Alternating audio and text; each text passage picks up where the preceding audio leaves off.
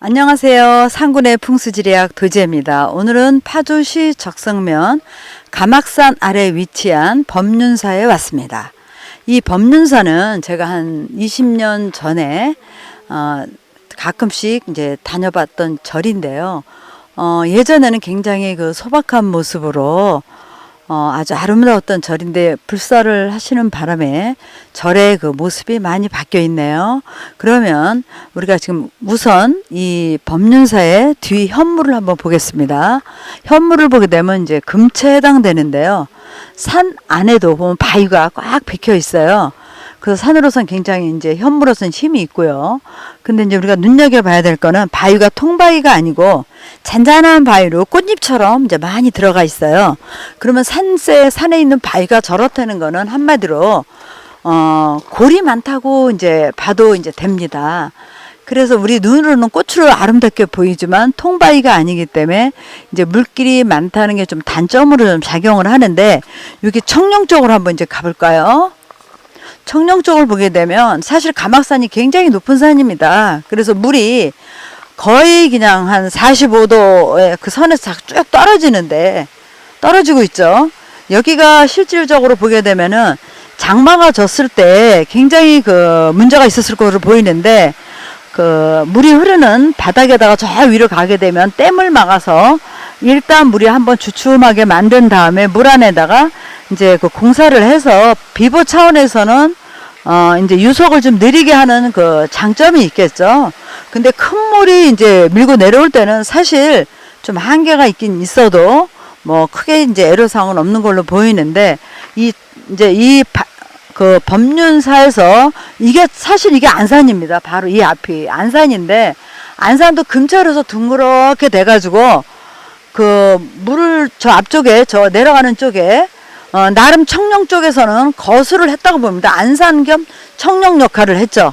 그래서 물은 이제 나름 이제 그 유속을 늦추는 작용을 했는데, 지금 이 절의 가장 큰 문제점은 이제 백호라고 저는 이제 보여집니다.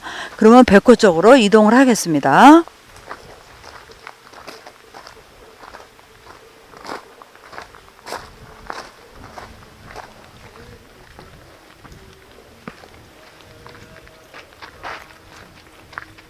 구상나무 같기도 하고 상당히 오래된 나무가 있죠.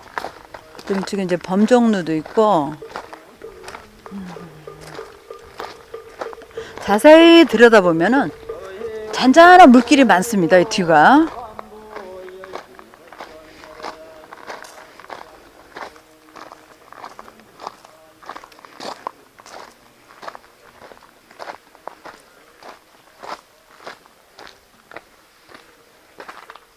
여기서 이제 백호 쪽을 한번 볼까요? 지금 저쪽에는 관음상하고 12지신상을 이제 조성을 했습니다. 저기가 여기보다 훨씬 높죠. 높고 물길은 바로 여기 바로 옆에서 이게 물길입니다. 물길이 여기서 이제 하나 형성이 됐죠. 물길이 형성됐다는 거는 바로 저쪽이 높기 때문에 여기가 낮으니까 물이 자연히 낮은 데로 흐르겠죠. 이제 그걸 한번 유심히 보시고요.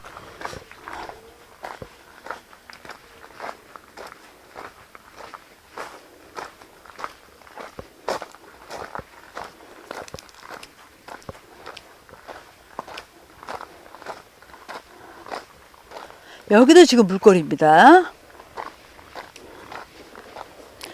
그 다음에 이 12지승상을 기준으로 용맥이 저까지 뻗었어요. 뻗어서 실은 산이 이렇게 돼 있던 거를 어느 정도 거의 깎아낸 걸로 보여요.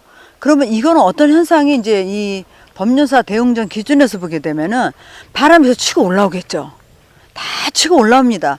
그 다음에 백호가 이 절터를 여기서 감싸준 거고, 외백호도 뭐 크게 감싸준 게 없어요. 이 자체가 이게 감싸준 걸로 충분했는데, 이거를 조성하시느라고 이렇게 놓으면은 옆에서 불어오는 바람이 있으니까 사실은 절살님들이 이제 보살님들이 많이 하신대요. 오래 이제 한 곳에 붙어 있지 못하는 이제 그런 현상이 나타나게 되고요. 참 아쉽습니다.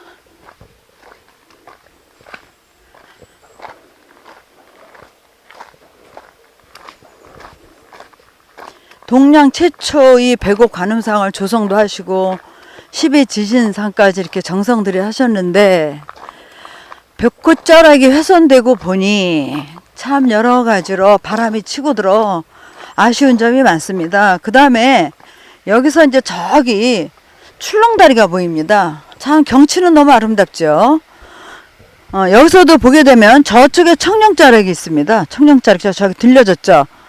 그리고 저기 외청룡이고, 그 다음에 저기 저 끝까지가 저기 이제 외청룡이 자락인데, 외청룡 자락과 저기 타 쪽에서 온 그 백꽃자락이 저 정자가 하나 있죠. 그쪽으로는 출렁다리가 생겨서 거기서 막아주기 때문에 그나마도 이제 이 절터가 유지되고 있는데, 원래 천년고철을 보게 되면 파구 쪽이 유장하게 물이 흘러내려가면서 겹겹이 이렇게 싸주고 있습니다. 그래서 그 절터가 이제 천년고철들이 유지되는 이제 상황이 되는데, 사실은 원래 있잖아요. 집이고 산속은 바로 내 판 앞에가 중요한 겁니다.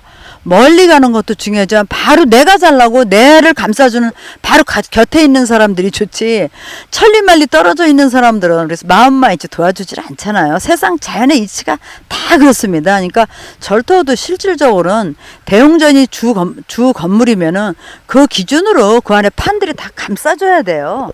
근데 여기는 지금 백호가 이렇게 이제 그 공사하는 바람에 저기 한번 보세요. 벽꽃자락이 잘랐죠.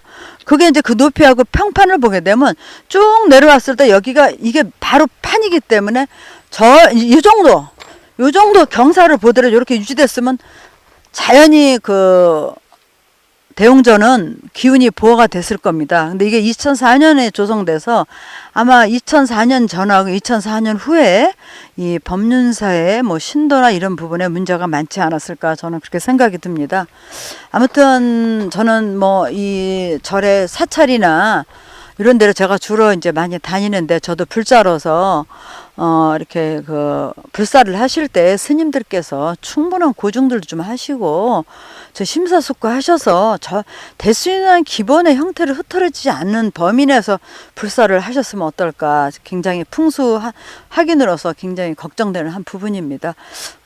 다시 한번 정말 부탁드리고 싶습니다. 절을 이렇게 불사하실 때는 좀 고유의 그 형태를 좀 잘 보존하시고, 그 절이 갖고 있는 그 절마다 특징이 있잖아요. 그거를 좀 잘 살리셨으면 어떨까, 이렇게 생각이 듭니다. 오늘은 제가 여기까지 하고 마무리하겠습니다. 감사합니다.